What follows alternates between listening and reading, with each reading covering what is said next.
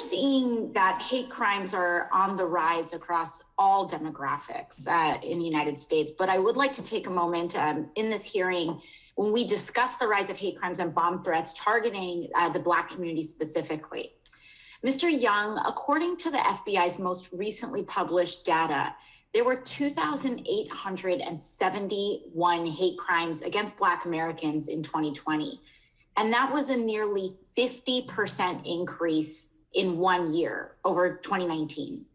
My understanding is that this was the highest recorded number of hate crimes against the Black community in 15 years. Is that correct? That's correct. That's correct, Congresswoman.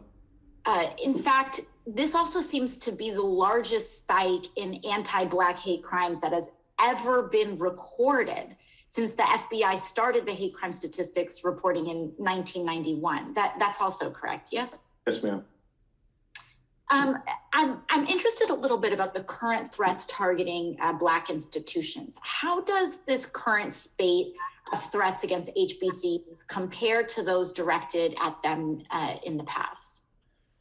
I was going to say, just if I could add to your first part, one of the things I want you to be aware of is when we look at our priorities over this last year, we have increased our civil rights because of this spike to what we would call a national threat priority. So that gets our highest level of resources and investigation for our criminal investigation programs. So in regards to this spike, this I don't have year to year, but I will say, traditionally, there are, racial,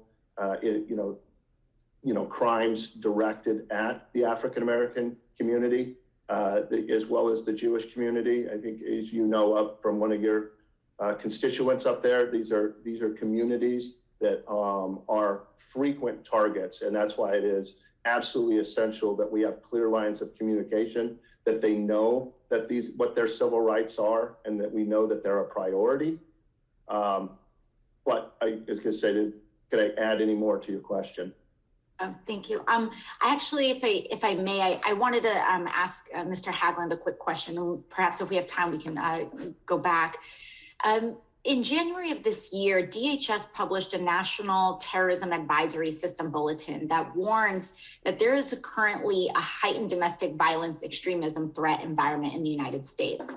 The bulletin stated, and I quote, mass casualty attacks and other acts of targeted violence conducted by lone offenders and small groups acting in furtherance of ideological beliefs and or personal grievances pose an ongoing threat to the nation.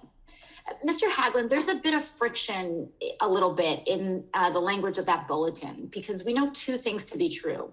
One, we know that white extremists are